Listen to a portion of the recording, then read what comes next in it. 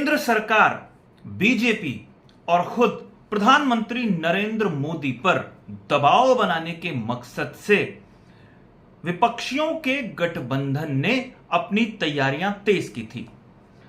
हर महीने एक बैठक करके मानसिक दबाव बनाने की कोशिश की जा रही थी सत्ताधारी पक्ष पर। लेकिन प्रधानमंत्री नरेंद्र मोदी ने जो दांव चला है उससे दबाव विपक्ष के ऊपर ही आ गया है।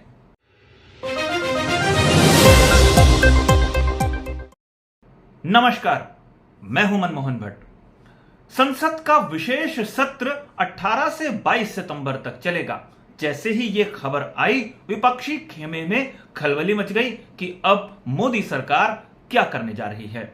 कुछ बड़ा तो होने जा रहा है, क्योंकि केंद्र सरकार ने अपने तमाम अधिकारियों को निर्देशित किया है कि जो विशेष सत्र आयोजित होगा 18 से 22 सितंबर तक, उस दौरान सारे अधिकारी मौजूद रहें। वैसे आपको बताएं, भारतीय संविधान के अनुच्छेद 85 में यह व्यवस्था है कि सरकार विशेष सत्र बुला सकती है। संसद की जो समिति होती है सत्र बुलाने को लेकर, संसदीय समिति, वो खास तौर पर इस तरीके के सत्र को बुलाने का प्रस्ताव पास करती है और सत्र को आयोजित या बुलाने का अधिकार राष्ट्रपति के पास ही होता है। समिति की सिफारिश के बाद राष्ट्रपति सत्र को आयोजित करने की व्यवस्था करते हैं। विपक्षी खेमे में इसके बाद खलबली मच गई है। खलबली एक और कारण से मची। जो मुंबई में बैठक हो रही थी, उस बैठक में कपिल सिब्बल पहुंच गए। वही कपिल सिब्बल जो कुछ समय पहले तक कांग्रेसी नेता हुआ करते थे, लेकिन अब वो राज्यसभा सांसद हैं समाजवादी पार्टी के तरफ से, यानी समाजवादी पार्टी के खेमे में कपिल सिब्बल हैं। बताया गया कि कपिल सिब्बल के इस बैठक में पहुंचने पर कांग्रेस ने कड़ी आपत्ति जताई है। वेणुगोपाल जो कांग्रेस के दिग्गज नेता हैं, उन्होंने इस पर घनघोर आपत्ति जताई। हालांकि बाद में कपिल सिब्बल को फोटो सेशन में आमंत्रित कर दिया गया, लेकिन इससे यह पता तो चल गया है कि विपक्षियों के गठबंधन में कितनी खलबली मची हुई है। वैसे एक चर्चा यह है कि अगर केंद्र सरकार एक देश एक चुनाव पर कोई प्रस्ताव सदन में पेश कर दे तो कितनी परेशानी विपक्ष को हो सकती है। विपक्ष के पास कई सारे मुद्दे हो सकते हैं दबाव बनाने के लिए केंद्र सरकार पर, लेकिन केंद्र सरकार के इस दांव ने विपक्षी खेमे को घेरे में ले लिया है, उल्टा दबाव विपक्ष पर बना दिया है। अब अगर समय से पहले लोकसभा चुनाव हो गए और जहां जहां चुनाव हैं जिन राज्यों में, वही चुनाव एक साथ अगर करा दिए जाते हैं तो विपक्षियों का गठबंधन मिलकर चुनाव लड़ने के बजाय आपस में भी लड़ सकता है। कारण बड़ा स्पष्ट है। अगर आप समझें कि ये सारी पार्टियां जो विपक्षी खेमे की पार्टियां हैं, उन पार्टियों की एक साथ मिलकर टक्कर भारतीय जनता पार्टी से होनी है, इस तरीके की कोशिश ये लोग कर रहे हैं। 450 सीटों पर सिर्फ एक ही उम्मीदवार उतारेगी। ये सारी पार्टियां मिलकर इस फॉर्मूले पर काम चल रहा है जो अंतिम दौर में नहीं पहुंच पाया है। लेकिन अगर विधानसभा के चुनाव होंगे तो यही पार्टियां आपस में एक दूसरे के खिलाफ उलझती हुई नजर आएंगी।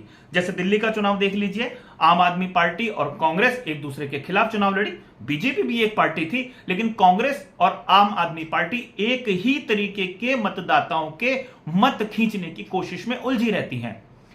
पंजाब में भी ऐसे ही हालात हैं, जहां पर आम आदमी पार्टी और कांग्रेस के बीच में मुकाबला हुआ, वहां भारतीय जनता पार्टी तो पिछड़ भी गई है। और यह बात बिल्कुल स्पष्ट है कि आम आदमी पार्टी ने कांग्रेस के मजबूत वोट बैंक को कब्जा कर ही 2 राज्यों में सरकार बना दी है।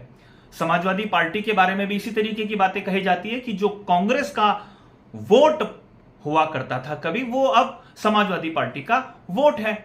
और जिन राज्यों में चुनाव होने हैं, सपोज मध्य प्रदेश, छत्तीसगढ़, मिजोरम, तेलंगाना, यहां पर जो चुनाव होंगे अगर लोकसभा और विधानसभा के एक साथ, तो यहां पर जो कांग्रेस है वो कितनी मजबूती से लोकसभा चुनाव लड़ पाएगी, यह काफी महत्वपूर्ण है, क्योंकि उसका सारा ध्यान अपनी सत्ता बचाने में हो सकता है छत्तीसगढ़ और राजस्थान की सत्ता बचाने में उसका पूरा ध्यान लग जाए और लोकसभा चुनाव में पूरी ताकत वो न लगा पाए। हो सकता है यही समीकरणों को सोचकर प्रधानमंत्री नरेंद्र मोदी कोई नया दांव खेलने जा रहे हैं। हालांकि अभी औपचारिक रूप से बताया नहीं गया है कि किस मुद्दे पर विशेष सत्र बुलाया गया है, लेकिन अगर विशेष सत्र बुलाया गया है तो होगा तो कुछ बड़ा ही।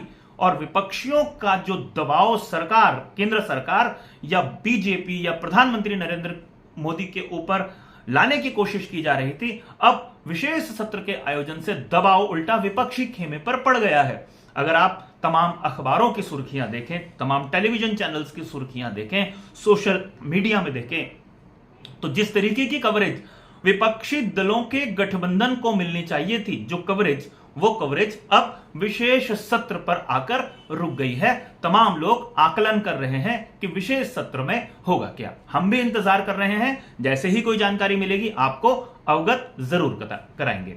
अभी के लिए साथियों इतना ही। अगली रिपोर्ट में आपसे फिर मुलाकात होगी, तब तक इजाजत दीजिए। नमस्कार।